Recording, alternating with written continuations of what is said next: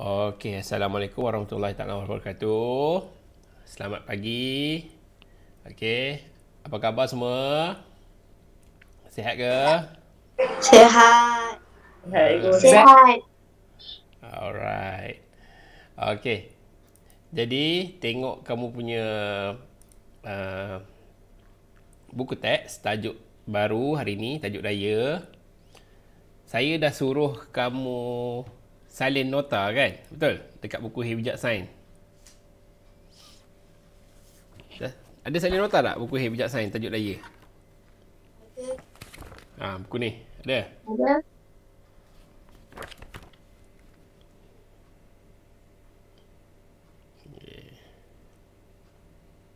Jadi kamu dah faham lah sikit tentang tajuk daya ni. Okey. Ni kan buku Hibjat Sains itu saya suruh salin kan? Betul? Okay, kita tengok yang buku Hibjat Sains dulu sebab kamu dah salin buku Hibjat Sains. Kita tengok buku Hibjat Sains dulu. Nota yang kamu dah buat tu. Okey, tengok daya. Daya ni, okey. Okey. Daya ialah tarikan atau tolakan yang bertindak ke atas suatu objek. Contoh, kamu pergi ke 7-Eleven, pergi ke bank, pergi ke mana yang ada pintu ada tulis tolak dengan tarik tu kan. Dekat mana selalu jumpa? Boleh buka mic. Kelas saya boleh buka mic. Buka je ke mic. Tak apa. Tersenang nak terus interaksi. Mic boleh on je. Tak apa. Tak ada masalah.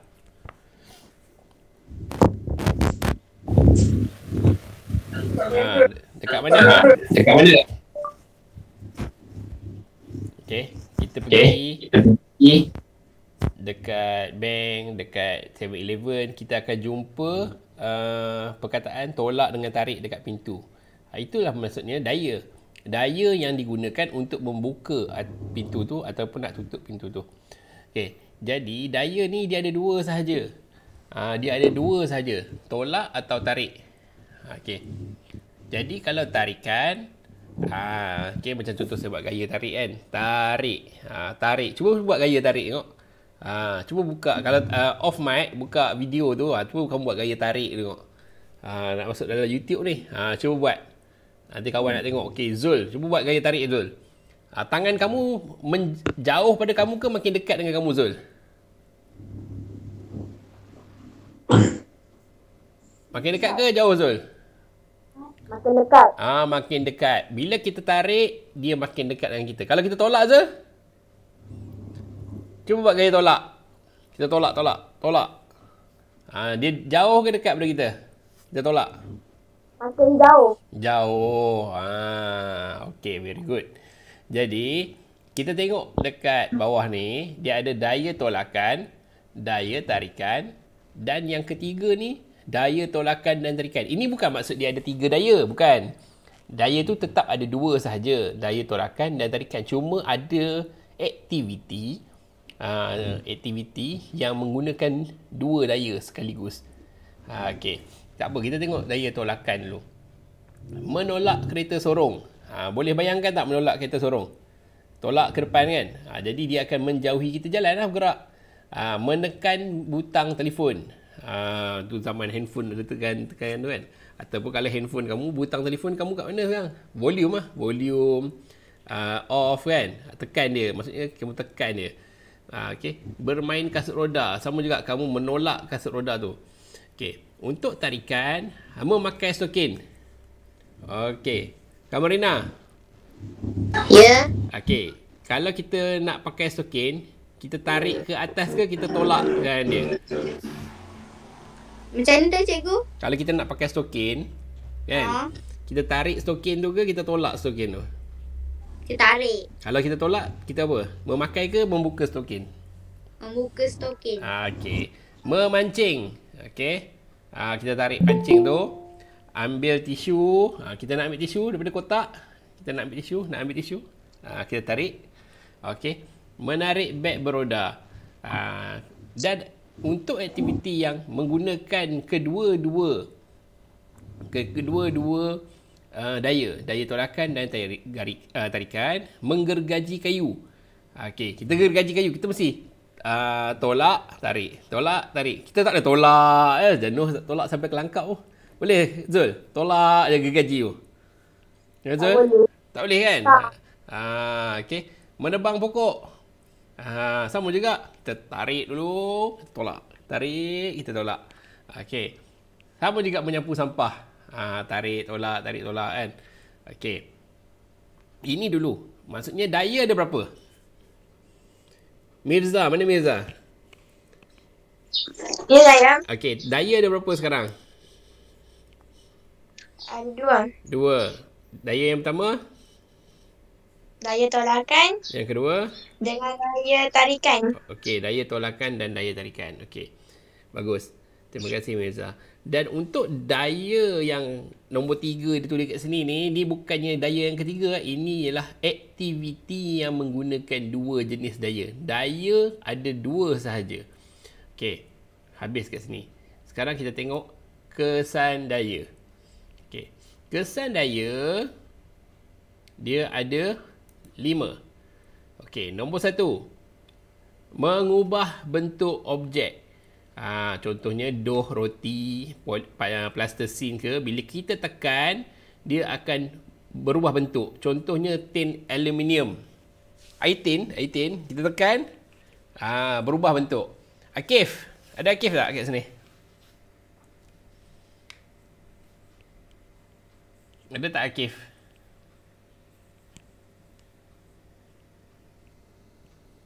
Faris ada Faris? Ada. Faris, selain daripada tadi saya bagi contoh tekan air tin kan, apa contoh lain untuk mengubah bentuk objek ni?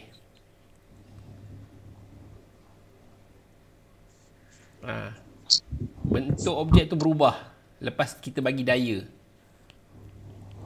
Apa contoh lain? Kotak. Kotak. Tekan kotak tu, pijak kotak tu berubah kan, betul? Kita koyak kotak tu, berubah tak bentuk kotak tu? Ubah. Orang naik kereta, pom, accident. Sama tak lagi bentuk kereta dia? Tak. Kenapa? Sebab daya ni boleh mengubah bentuk objek. Okey. Nombor 2. Mengubah arah pergerakan objek. Main badminton, main pingpong. Bila kita pukul, kita tolak dia, objek tadi akan berubah. Okey. Apa contoh lain mengubah arah pergerakan objek ni? Bawa kereta kan, bawa motor, kamu tolak tarik handle dia, bawa kereta, tolak tarik handle dia, akan berubahlah pergerakan objek tu. Okey. Memberhentikan objek, bola pingpong yang sedang bergerak kita tahan. Main bola, kawan kamu pas bola kat kamu, kan, kamu tahan bola tu. Bila kamu tahan bola tu, apa? Okey, bola tu akan berhenti. Menggerakkan objek yang pegun. Pegun tu maksudnya dia tidak bergerak. Pegun tu maksudnya tak bergerak. Okey. Nak ambil penalti kan. Letak bola, sepak. Okey, gol. Kan, tengok Malaysia lawan hari tu tak? Ada tengok? Siapa ada tengok bola hari tu? Ada. Ada. Masuk bola, masuk penalti je. Tapi dapat penalti pula dekat Vietnam Menipu tu. Menipu tu kan. Okey, nombor 5. Menambah atau mengurangkan kelajuan objek yang sedang bergerak. Okey, contoh. Contoh dia, Zul tengah kayuh basikal. Tiba-tiba anjing datang. Zul pun kayuh lagi laju. Dia menambah lagi daya. Apa jadi pada kelajuan basikal dia? Semakin perlahan ke semakin laju? Zul? Makin laju. Makin laju. Sebab apa? Sebab kamu dah menambah daya, betul? Jadi macam mana nak berhenti? Tengok ada roadblock polis kat depan. Macam mana nak berhenti? Nombor 3 ni, memberhentikan objek. Macam mana nak berhentikan basikal? Kamu buat apa, Zul? Tekan brek. Tekan brek. Tekan brek, jadi kita bagi daya juga. Daya untuk memberhentikan objek. Jadi sebenarnya, sains ni apa yang kamu dah buat seharian je. Main bola. Nak duduk meja makan, tarik kerusi. Okey. Buka buku ni, selak buku ni. Tarik, tolak. Semua ni daya. Okey.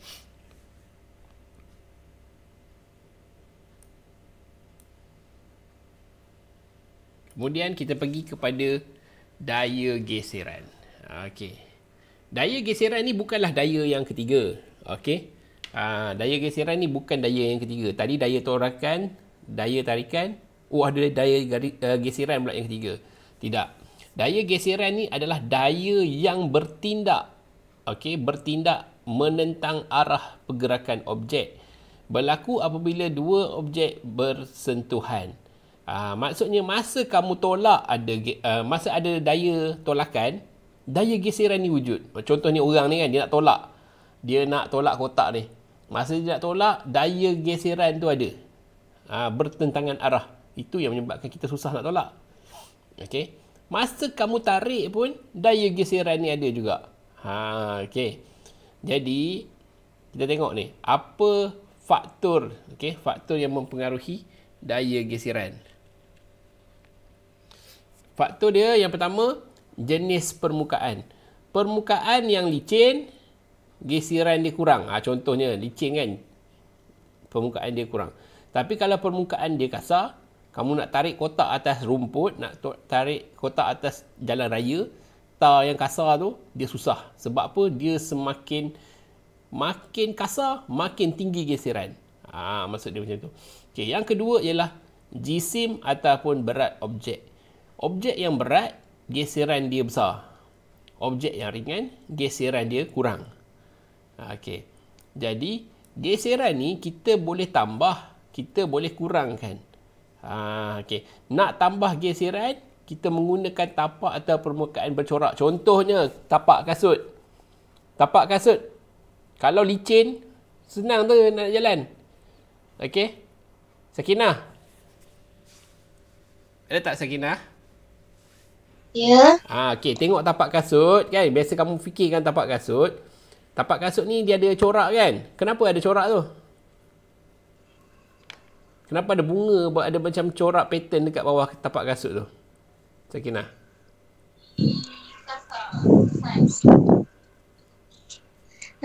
Untuk tidak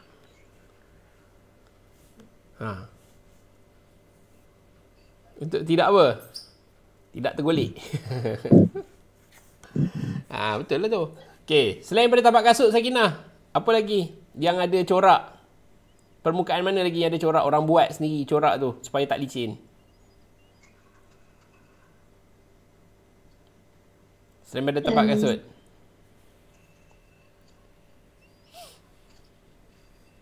selipar. Slipper. Okey. Basikal, tayar basikal ada? Ada corak tak? Ada. Kamu kita panggil bunga kan. Okey. Kereta? Ada. Kau tidak habis accident. Okey, bagus. Okey. Yang baru masuk, okey, tengok buku Hey Bijak Sains. Lepas tu pergi dekat mesej tu, tulis nama kamu. Sebab ni nama ni pakai nama email lain-lain kan. Tulis nama kamu supaya saya tahu siapa yang ada tu. Kalau tidak nanti saya tengok nama Zul, Faris, Syahmi, Sakinah, Mirza. Akif ada ke Akif? Panggil tadi tak keluar pun. Mana Akif? Ada ke Akif? Ada, okey. Akif malu-malu lah Akif Syahmi mana Syahmi? Ya. Oh, yang Zalipah ni. Dah ada ni ke? Bila lagi main Mobile Legend tu? Bulan 7. Alright. Dah training belum? Dah. Kapten kamu mana kapten kamu? Kamu kapten siapa? Atan. Atan. Nasruddin. Atan apa tu, dia tahun apa Atan? Tahun 6 kan? Mana dia? Tak ada pun dalam kelas ni. Nak kena ketuk kapten kamu ni. Mobile Legend laju. Kelas tak datang. Okey. Menggunakan pelapik. Biasa kalau dekat depan bilik air ada letak lapik kaki. Tak nak bagi jatuh. Okey. Menggunakan serbuk kapur magnesium karbonat. Okey, D ni. Siapa boleh fikir? Saya tak nak panggil siapa, senyap je. Kamarina. Oh, Kamarina. Ya. Menggunakan serbuk kapur magnesium karbonat ni. Apa benda ni?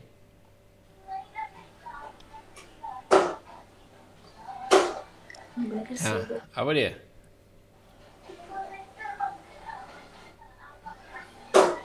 Apa contoh ni? Menggunakan serbuk kapur magnesium karbonat. Aiman. Mana Aiman? Aiman? Siapa lagi ada kat sini? Putri Alia. Ya. Menggunakan serbuk kapur magnesium karbonat. Apa benda ni?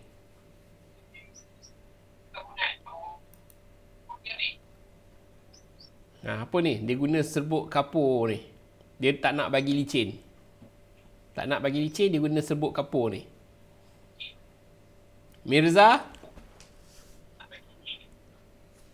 Ya, saya. Okey. Kamu boleh fikir tak apa dia? Menggunakan serbuk kapur magnesium karbonat ni. Apa contoh dia? Sebelum dia nak buat sesuatu tu, dia ambil kapur warna putih tu supaya tak licin. Apa dia?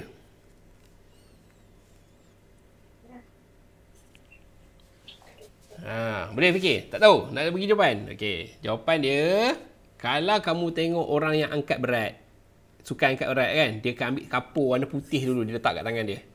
Ataupun orang gimnastik, sebelum dia nak buat dia punya rutin, senaman rutin tu, kan, dia nak buat palang ke, acara palang ke, acara papan lantai tu ke, dia akan bubuh kapur warna putih tu. Tu bukan tepung. Bukan tepung. Tu ialah serbuk kapur magnesium karbonat. Sekejap saya cari ada. Okey, sekejap.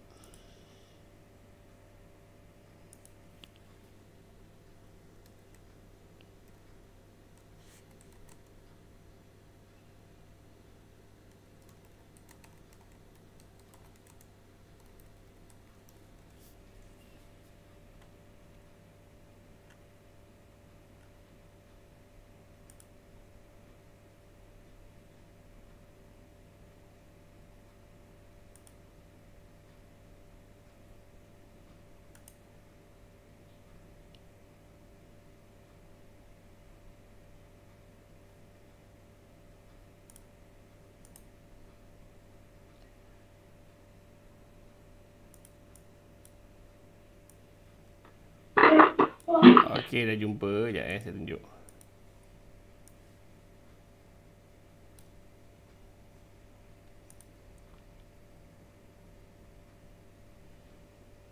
Mana dia punya ni?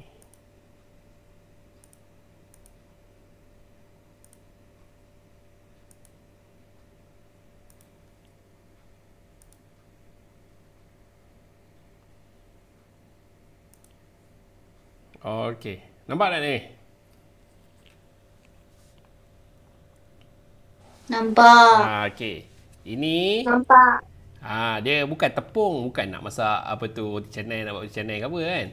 Okey, ini adalah dia kata image banyak kali kita lihat. Okey, sebelum mulakan rutin, seorang gimnas membersihkan tangan mereka dengan serbuk putih.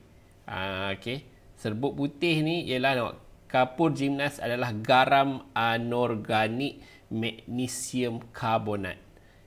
Okey. Boleh tanyalah kalau kakak abang kamu yang dah sekolah menengah tu, yang dah belajar kimia tu, magnesium tu Mg. Mg tu magnesium. Karbonat CO3 kecil kat bawah. Ni buat 3 besar kan, dia CO3 kecil kat bawah, jadi magnesium karbonat. Okey. Inilah dia kapur ni. Alright. Okey. Jadi sekarang ni, sebelum kita pergi lebih lanjut, sebab saya dah buka apa tu yang ini, sekejap lagi kita bersambung balik yang tadi. Kita tengok video ni dulu.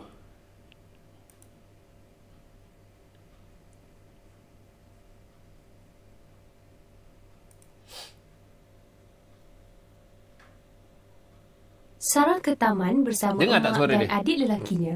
Dia berkata, Dengar. Okey. saya ingin menolak John di dalam kereta sorong. Ibu menjawab, kamu juga perlu menarik layang-layang. Jadi, kamu boleh lakukan kedua-duanya? Sarah menjawab, ya, saya boleh. Ibu memberitahu Sarah, baiklah, tetapi jangan tolak kereta sorong terlalu kuat. Bermacam-macam aktiviti berlaku di taman. Kereta sorong bergerak, layang-layang berterbangan dan bola melantun. Daun di pokok bergoyang, awan di langit berarak. Bagaimanakah semua objek ini bergerak? Suatu objek bergerak apabila anda mengenakan tolakan atau tarikan pada objek tersebut. Tolakan dan tarikan dipanggil daya. Daya diperlukan untuk membuatkan objek-objek bergerak. Daya bukanlah jirim. Daya tidak memenuhi ruang dan tidak mempunyai jisim. Kita tidak boleh melihat daya, tetapi kita boleh melihat dan merasai kesan-kesan daya. Seperti gelembung-gelembung sabun ini. Ia menjadi semakin besar apabila ditiup dengan udara oleh anak-anak dan angin membawa gelembung-gelembung tersebut ke sekitar taman. Mari kita bezakan tolakan dan tarikan. Apabila anda menggerakkan suatu objek jauh dari anda mengenakan daya tolakan. Satu contoh adalah menolak bulu tangkis kepada pemain lain. Contoh-contoh lain daya tolakan adalah menyepak bola, menolak kereta sorong bayi dan menekan papan kekunci komputer. Apabila anda menggerakkan suatu objek ke arah anda mengenakan daya tarikan. Menarik troli adalah satu contoh daya tarikan. Contoh-contoh lain daya tarikan adalah menarik tali cawak anjing, menarik benang untuk memastikan layang-layang terbang dan mengangkat beg untuk mendapatkan sesuatu. Okey. Okey, kita tengok ini kesan Michael dia. sedang menonton perlawanan pasukan bola sepak kesukaannya di TV. Selain dari sangat memujakan untuk ditonton, perlawanan bola sepak juga boleh mengajar kita tentang banyak kesan-kesan yang berbeza akibat daya. Daya boleh menggerakkan objek yang pegun. Sebagai contoh, apabila seorang pemain menyepak bola yang pegun, Cikgu. bola tersebut bergerak dalam arah yang sama Ya, dengar dengan daya yang dikenakan. Daya Ah, okey, boleh baru mengubah dengar. lajuan Tadi tak objek yang dengar. bergerak. Tadi tak dengar. Sebagai contoh, apabila bola bergerak di udara, jika angin bertiup dalam arah yang sama dengan bola tersebut, bola bergerak lebih laju. Namun, jika angin bertiup dalam arah yang bertentangan, bola bergerak lebih perlahan. Daya boleh mengubah arah objek yang bergerak. Sebagai contoh, apabila seorang pemain menyepak bola yang menuju ke arah pemain tersebut, bola bergerak dalam arah yang lain. Daya boleh memberhentikan objek yang bergerak. Sebagai contoh, seorang penjaga gol memberhentikan bola dengan mengenakan daya yang bertentangan dengan arah bola yang bergerak. Daya boleh mengubah bentuk objek. Sebagai contoh, apabila pasukan kesukaan Michael tidak menjaringkan gol, Michael menjadi kecewa dan merenyuk tin minuman ringan menggunakan tangan, dan ini mengubah bentuk tin tersebut. Monster Math presents Addition Below 10. Okay, class, let's begin. What is 5? Okey, daya geseran pula. Michael pergi ke taman dengan menunggang basikal. Dia lebih gemar berjalan ke sana kemari. Jadi, dia meninggalkan basikalnya di tempat letak kenderaan. Ketika dia sedang mula berjalan, tiba-tiba Michael tergelincir. Dia tidak perasan kulit pisang di atas jalan dan secara tidak sengaja terpijak kulit pisang tersebut. Dia terjatuh dan seluar jinnya menjadi kotor. Kemudian, Michael terfikir adalah lebih baik untuk pulang ke rumah dan menukar pakaian. Dia naik ke atas basikal dan mula mengayuh. Tiba-tiba, seekor kucing hitam melintas di hadapannya. Dia mencengkam tuil brek pada gagang basikal. Michael berjaya menyelamatkan nyawa kucing tersebut dan dirinya sendiri daripada jatuh sekali lagi. Apakah kisah dalam cerita ini? Sama ada anda percaya atau tidak, punca semua kejadian ini adalah geseran. Geseran adalah sejenis daya yang dihasilkan antara dua permukaan yang bersentuhan. Geseran wujud antara kasut kita dan tanah yang membolehkan kita menjadi stabil. Arah geseran sentiasa berlawanan dengan arah gerakan suatu jasad atau objek. Apabila kita melangkah ke hadapan, daya geseran bertindak ke belakang. Apabila kita melangkah ke hadapan, kaki tidak tergelincir ke hadapan kerana gerakan tersebut ditentang oleh geseran. Geseran antara kasut Michael dan tanah dikurangkan oleh kulit pisang. Ini sebab mengapa dia jatuh. Arah gerakan roda basikal juga berlawanan dengan arah geseran yang dihasilkan apabila tuil brek digenggam. Mengapakah basikal tersebut tiba-tiba berhenti apabila Michael mengenakan brek? Geseran dihasilkan apabila brek dikenakan pada roda dan oleh itu basikal berhenti. Geseran menyebabkan suatu objek yang bergerak menjadi semakin perlahan dan akhirnya berhenti.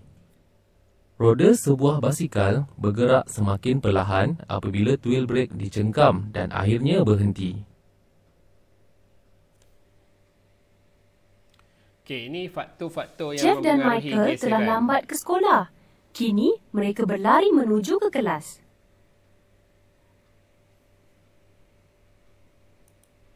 Jeff berkata, hari ini bukan hari yang baik untuk saya. Sekarang, ke mana perginya buah apel saya? Michael menasihati Jeff. Berhati-hati ketika berlari. Tanpa geseran, awak mudah tergelincir apabila berlari terlalu laju.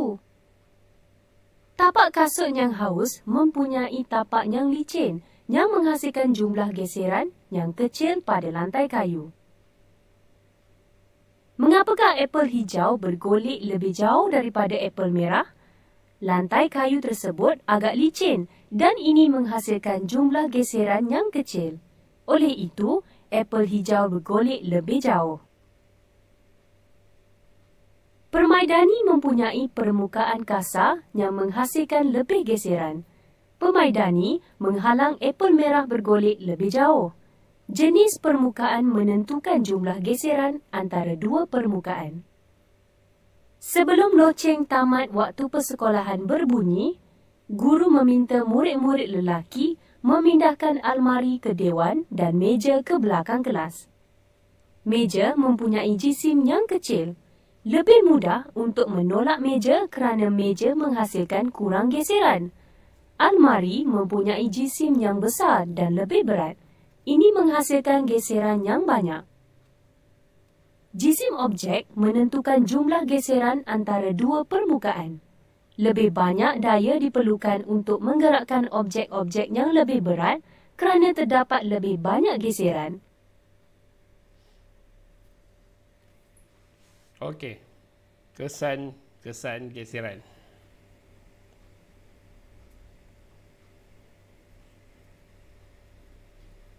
Joe sedang memandu kereta. Tiba-tiba, seekor rusa melompat keluar dari tepi jalan. Joe dengan serta-merta memijak brek. Tetapi, kereta tidak berhenti bergerak. Dia bernasib baik kerana kereta tidak melanggar rusa tersebut. Selepas beberapa ketika, dia berjaya memberhentikan kereta di tepi jalan. Dia memeriksa tayar dan menyedari tayar-tayar tersebut agak botak.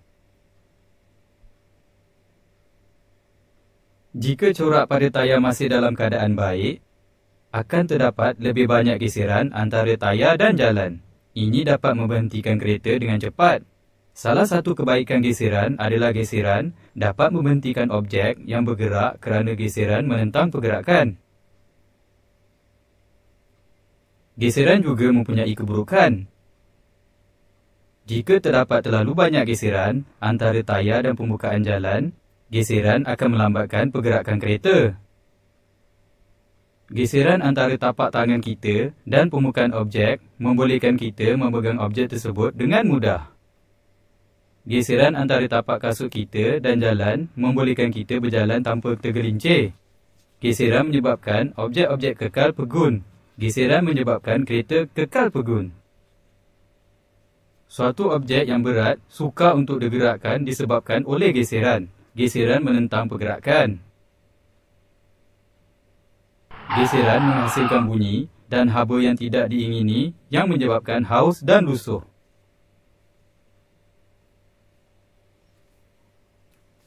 Okey, ni yang kita bincang tadi. Alex Nak tambah berteriak, atau "Aduh!" kurangkan daya apabila geseran. dia tergelincir di atas lantai bilik mandi. Ibunya berkata, "Oh, ibu perlu membeli pelapik anti gelincir." Ibu kemudian meletakkan sehelai tuala di atas lantai untuk menambahkan geseran. Mengapakah lantai bilik mandi licin? Ini kerana geseran di antara lantai dan tapak kaki Alex adalah rendah. Permukaan pelapik anti gelincir mempunyai corak yang akan menambahkan geseran. Selipar ibu juga mempunyai tapak yang kasar untuk mencegah ibu daripada tergelincir. Jadi, anda mungkin berfikir bahawa geseran adalah sesuatu yang baik dan kita perlu menambahkan geseran pada setiap masa. Lihat apa yang ibu lakukan. Alex berkata, "Oh, ibu tidak dapat membuka tingkap bawah itu." Pemegang tingkap telah berkarat. Karat menambahkan geseran pada engsel. Kemudian ayah berkata, "Tunggu, biar ayah betulkan tingkap itu." Ayah meletakkan sedikit minyak pada engsel untuk mengurangkan geseran. Sekarang, cermin tingkap dapat dibuka dan ditutup dengan lebih mudah.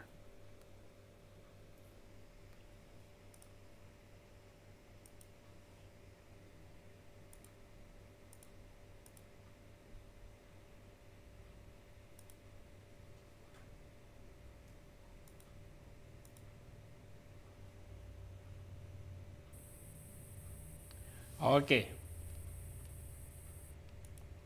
Dah faham tak kalau lepas tengok video tadi? Kabarina, okey tak tengok video tadi? Jelas tak? Jelas. Okey, jadi apa yang saya bincangkan tadi, semuanya dah ada dalam video tu. Yang pertama, saya ulang balik sebelum kita habis kelas, kita ada daya, ada dua. Daya tolakan, daya tarikan. Ada juga aktiviti yang menggunakan kedua-dua daya. Dia gunakan daya tolakan dan tarikan. Contohnya menggergaji kayu, menebang pokok. Okey, daya ni juga boleh mengubah bentuk objek, mengubah arah pergerakan objek, memberhentikan objek, menggerakkan objek yang pegun, menambah atau mengurangkan kelajuan objek yang bergerak. Okey. Daya geseran bukanlah daya yang ketiga. Okey, kita tengok kat sini ni ada daya tolakan, daya tarikan. Daya geseran ni bukanlah daya yang ketiga. Tapi daya geseran ni adalah daya yang menentang arah pergerakan objek. Maksudnya daya geseran ni wujud semasa ada daya tolakan, semasa kamu menolak kereta sorong, ada daya geseran. Semasa menekan butang telefon, ada daya geseran. Okey. Begitu juga semasa kamu menarik. Semasa memakai stokin, ada daya geseran. Ambil tisu pun ada rasa daya geseran tu. Okey, apabila dua objek bersentuhan, akan adalah daya geseran. Okey, daya geseran ni dipengaruhi oleh dua. Tadi ada contoh buah apple kan, dekat lantai dia licin. Dekat permaidani dia kasar. Sekejap saya charge laptop. Bateri nak habis.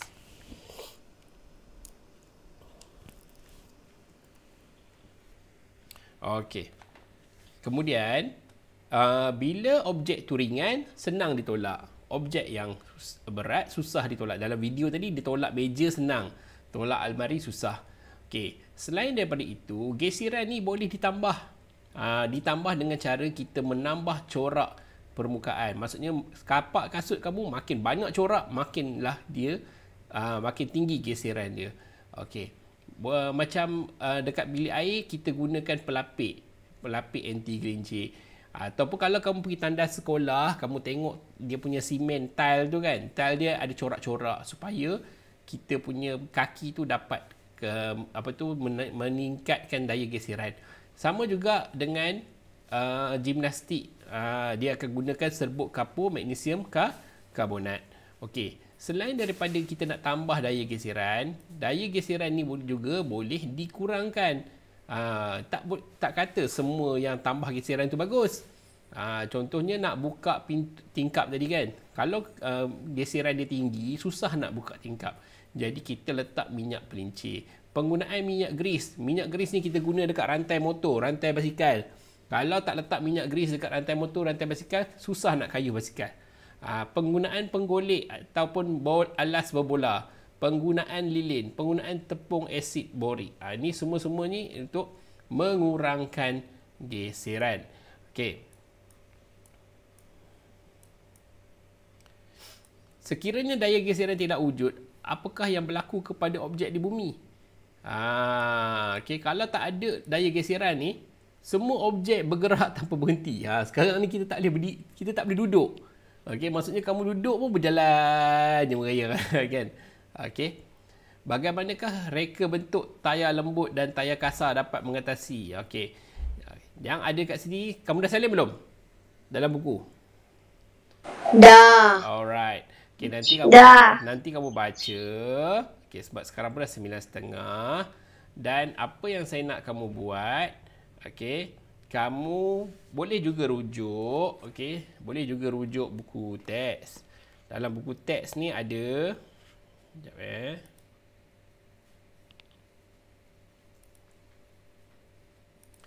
Okay, nampak tak gambar buku teks ni?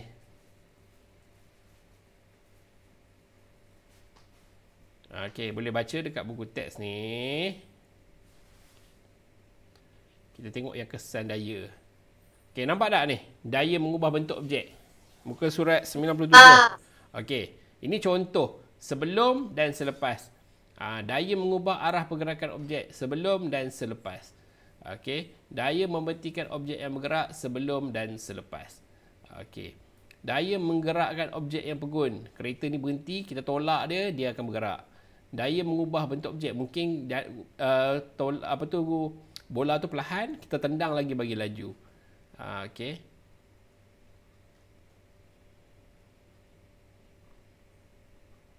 Daya geseran. Okey.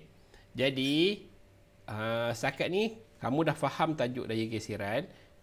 Yang ni nampak ni, muka surat 101 ni. Ada nampak gambar tangan ni kan? Dia ada sebut kapur putih ni. Apa nama sebut kapur putih ni tadi? Apa nama kapur ni?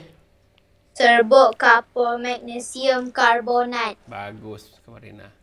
Okey.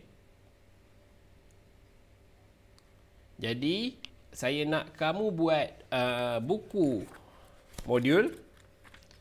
Okey, modul. Surat apa Okey. Modul muka surat 64.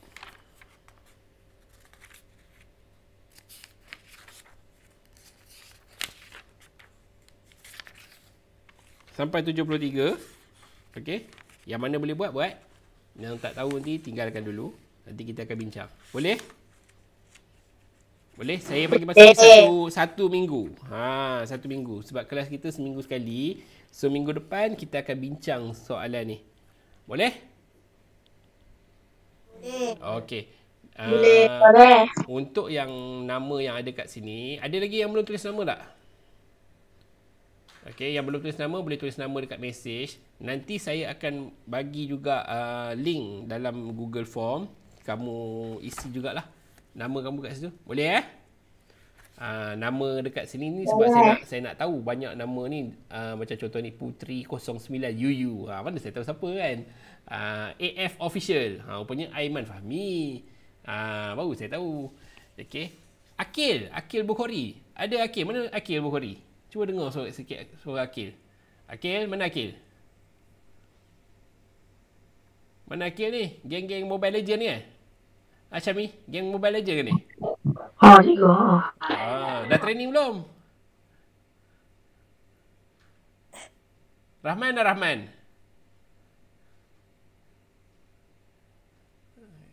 Okay. So, jumpa kamu lagi.